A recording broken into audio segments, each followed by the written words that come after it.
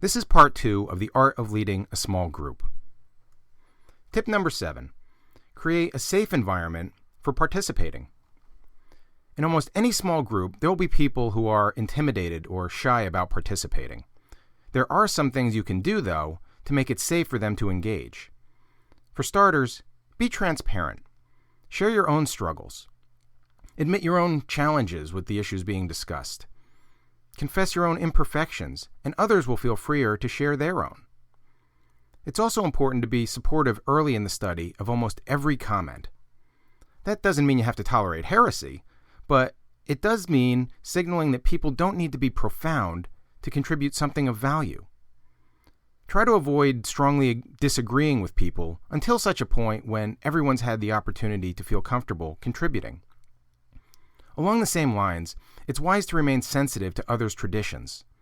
More and more people are crossing denominational lines to participate in small group studies.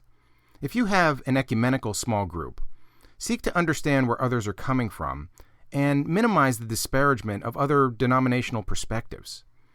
Of course, there will be times when it's appropriate to raise and examine these differences, but those discussions should probably be deferred until the group has matured a bit. Number 8, hone your listening skills. There's an old adage that says being listened to is so close to being loved that most people can't tell the difference.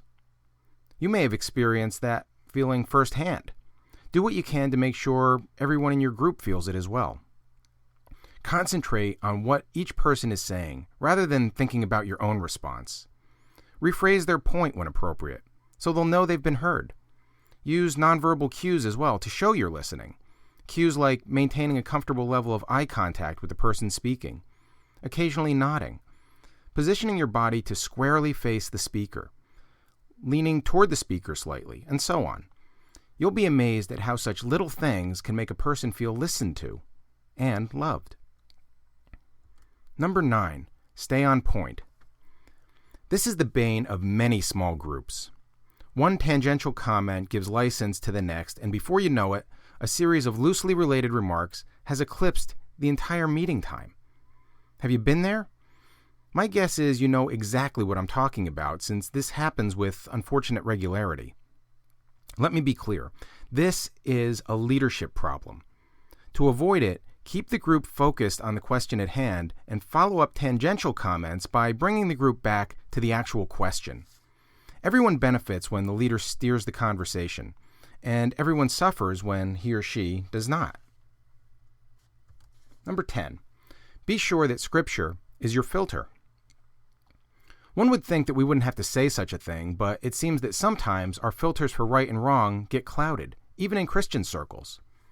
Some people use their experience as an arbiter of right and wrong. Others use society's rules. Some are pragmatists, basing right and wrong on what works.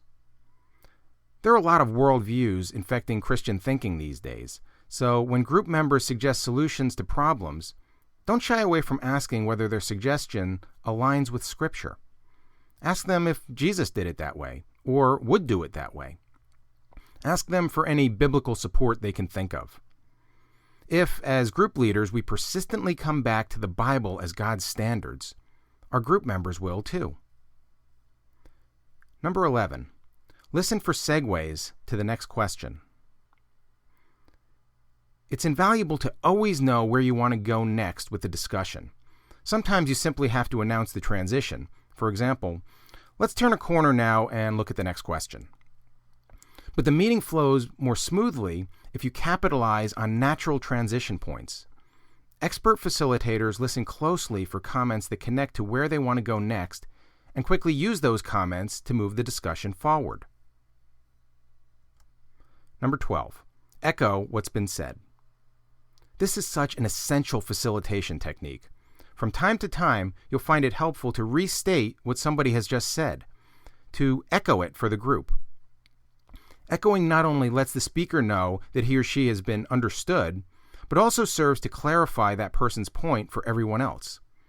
Beyond that, echoing makes it more likely that the rest of the group will respond to that person's comment, rather than just following with an unrelated comment.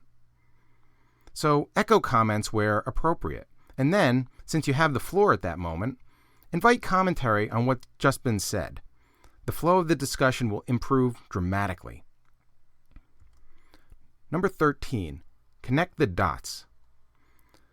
Another way to enhance flow of discussion is to connect some people's comments to other people's comments. So, Sherry, you think the verse calls us to action, but Fran, 2 minutes ago, you said you didn't understand it that way. Can somebody else help us out here? This is good facilitation because it clarifies where we are with the discussion and where we want to go. This is the end of Part 2. Please review Part 3 for 7 more tips for leading your small group.